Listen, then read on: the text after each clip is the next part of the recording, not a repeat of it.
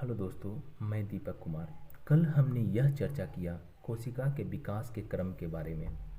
कोशिका का विकास तभी संभव हुआ जब माइक्रोस्कोप का खोज हुआ था।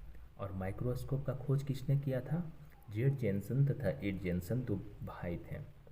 और उसने जैसे ही माइक्रोस्कोप का खोज किया तो कोशिका के रिसर्च में क्रांति आ गई और उस पर रिसर्च करने में आसानी हो गया। आज हम कोशिका के संरचना के बारे में समझते हैं।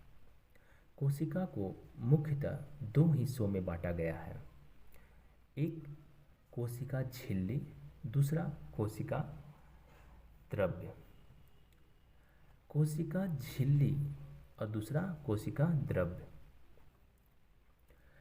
पौधों में कोशिका झिल्ली तो होता ही है और साथ में कोशिका भित्ति भी होता है, जिस कारण जीव कोशिकाओं की अपेक्षा पौधों की कोशिकाओं में अधिक मजबूती प्रदान करता है कोशिका भित्ति। कारण क्या है? कोशिका भित्ति। और हम बात करते हैं जीव द्रव्य के बारे में। तो जीव द्रव्य में दो संरचनाएं होती हैं। एक ऑर्गेनाइड्स, दूसरा मेटाप्लास्ट। ऑर्गेनाइड्स ऐसी संरचनाएं होती है जो जीवित होते हैं और मेटाप्लास्ट ऐसी संरचनाएं होती है जो मृत होती है। ऑर्गेनाइड्स का उदाहरण है सेंट्रोसोम, लाइसोसोम, लवक, माइटोकॉन्ड्रिया, अंतःप्रद्रव्य जालिका और गोल्जी काय। मेटाप्लास्ट का उदाहरण है वसा कण, प्रोटीन, ग्लाइकोजेन इत्यादि। हम बारी बारी से ये समझेंगे कि लाइसोसोम क्या है, माइटोकॉन्ड्रिया क्या है, प्लास्टिड क्या है और गोल्जी काय क्या है, गोल्जी बॉडी क्या है। सभी संरचना का अलग अलग कार्य है।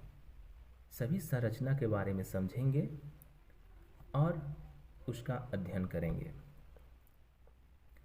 उसके पहले हम लोग को अध्ययन करने से पहले हम लोग कोशिका झिल्ली के बारे में डिस्कशन करते हैं।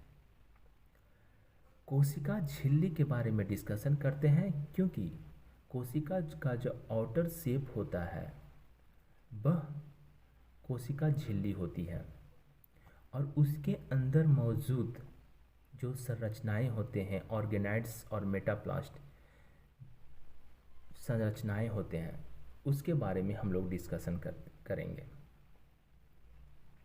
तो हम लोग कोशिका झिल्ली के बारे में डिस्कशन करते हैं। कोशिका झिल्ली, तो कोशिका झिल्ली की जो मोटाई होती है वह 75 एंगस्ट्रम के बराबर होती है और कोशिका झिल्ली का जो परत होता है, ऊपर में प्रोटीन तथा नीचे में भी प्रोटीन होते हैं और बीच में वसा का मात्रा होता है। और कोशिका झिल्ली सेमी परमेबल होते हैं।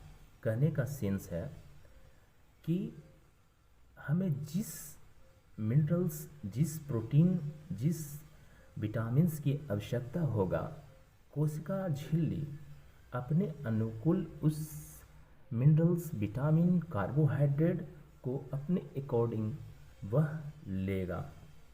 फालतू चीज़ को वह एब्जॉर्ब नहीं करेगा।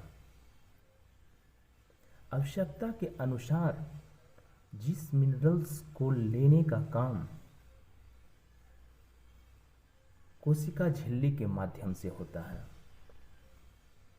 और कोशिका झिल्ली के अंदर जितने भी वेस्टेज यानी फालतू के चीज़ होते हैं उसको निकालने का काम कोशिका झिल्ली के माध्यम से होता है। तो फालतू चीज़ को बाहर निकालना और मन पसंदीदा चीज़ को अंदर लाना,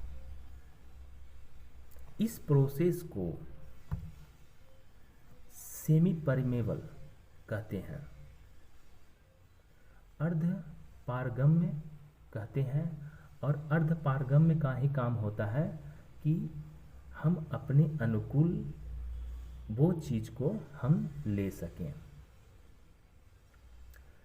एक जो कोशिका झिल्ली होता है, इसके बारे में सन 1972 में निकलसन, सिंगर तथा निकलसन ने तरल मोजाइक मॉडल दिया था। वह यही बताया था कि कोशिका का फंक्शन क्या है, कोशिका का कार्य क्या है। आपको यह वीडियो कैसा लगा आप बताइएगा। धन्यवाद।